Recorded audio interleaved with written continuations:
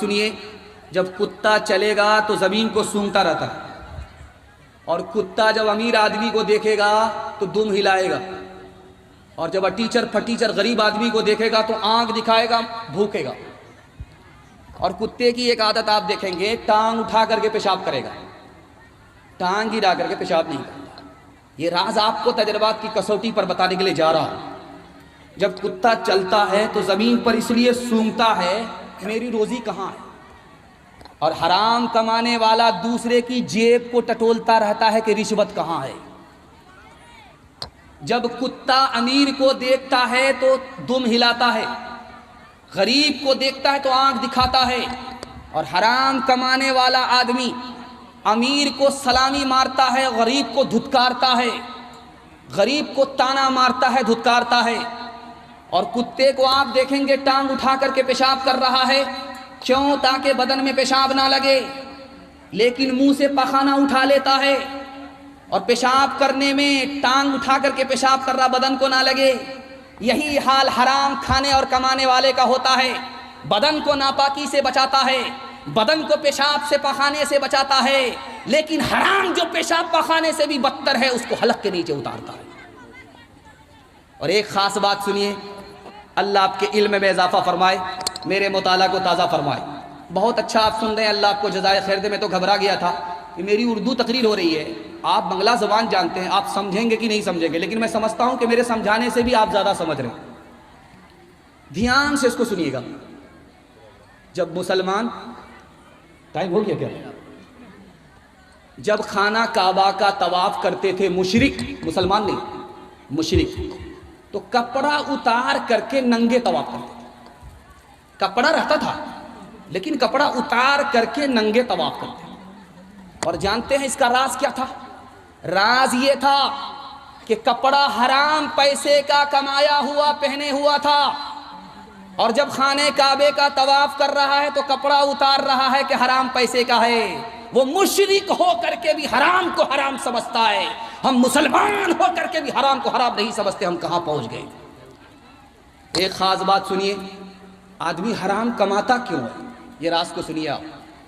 فقیر سامنے کھڑا ہے، یہ پیسہ ہے، جیب میں آدمی کے پیسہ ہے، ہاتھ ڈالتا ہے، اس کا منہ دیکھ لیا، فقیر کا سامنے کھڑا ہے تو جیب میں ہاتھ ڈالا پیسہ نکالنے کے لیے فقیر کو دیں گے، اچانک بیوی کا چہرہ سامنے آ گیا، اب ہاتھ اندر ہی ہے، باہر نہیں نکال رہا ہے۔ بیوی بال بچے کی محبت میں آدمی کنجر بخیل مکھی چوس ہو گیا، اور بیوی ادھر سے تانا مار رہی ہے، دنیا کہاں سے کہاں پہنچ گئی، آپ وہیں کے وہیں رہ گئے، دنیا کہاں سے کہاں پہنچ گئی، آپ وہیں کے وہیں ہیں۔ ادھر بیوی نے تانا مارا، اور یہ تانے کی تاب نہ لا کر کے آنکھ بند کر کے کمانے لگا، لوٹ کر کے لا رہا ہے، کوٹ کر کے کھا رہا ہے، بیوی کی دنیا بن گئی، اپنی آخرت برباد ہو۔ ایک خاص بات سنیے، جب شادی ہوتی ہے تو باپ وکالت کرتا ہے، بیٹا خاموش رہتا ہے۔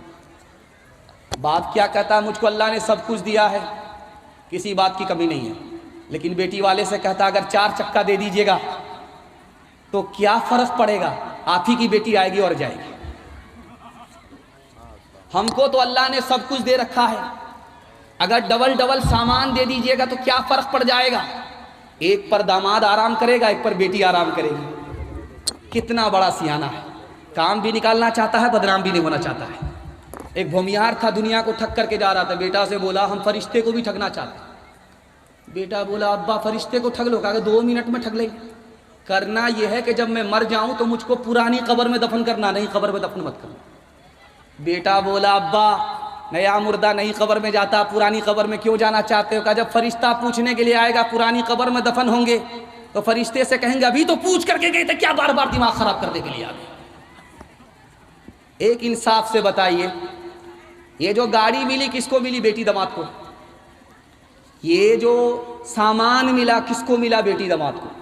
اس بانر باپ کو کیا ملا؟ نانا کی ہنڈی۔ یہ دوسرے کی دنیا بنا رہا ہے، اپنی آخرت برباد کر رہا ہے۔ ناروا خرچ شادی میں تم مت کرو، لینے دینے کے قانون کو توڑ دو، ناروا خرچ شادی میں تم مت کرو، لینے دینے کے قانون کو توڑ دو، خود بھی بچتے رہو قرض کے بوجھ سے، خود بھی بچتے رہو قرض کے بوجھ سے، قوم کو بھی بچانے کی کوشش کرو،